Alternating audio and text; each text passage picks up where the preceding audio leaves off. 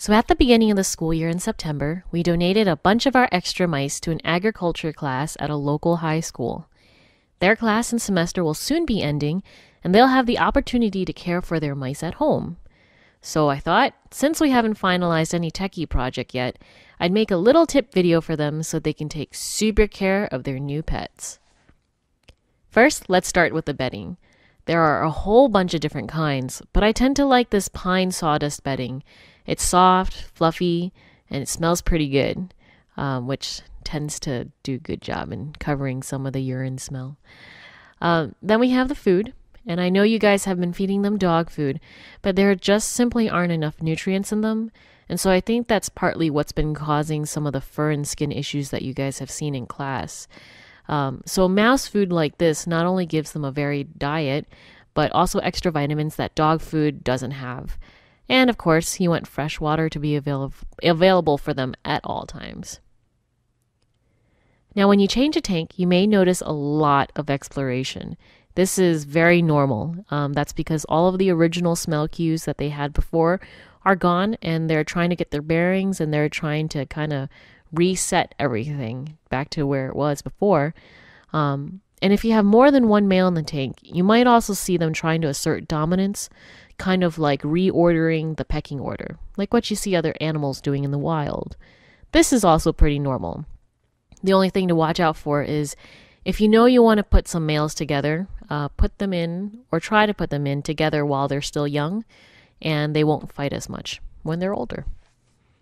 Now, this all, of course, assumes you know how to sex them. So here's a little reminder on how to determine who's male and who's female. With the females, you'll see at least 4 lighter patches of fur with nipples in the center of them. It'll look kind of like a trapezoid. And for males, you'll see that they don't have the nipples, but that they do have sacs near their tails. Whenever they're ready to breed or are asserting dominance, you'll be able to see these pretty readily. Now, say you want to have baby mice, or otherwise known as pups, and you put a male in with a female. You'll probably end up with a pregnant female, like here. And you'll notice on her that she's already got all of her milk sacs all ready for her litter.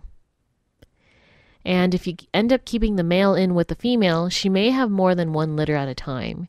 Here are 2 of her litters along with a baby we fostered to her. Now, if you want to be careful about your population explosion, just make sure to isolate the male from the female and let the female have a bit of time to take care of her first litter. You also might worry about whether or not the moms can find their young when they're running around getting food or water. But if the pup ever wants to call their mother or are in distress, they can just make these ultrasonic sounds that you can use a bat detector to hear.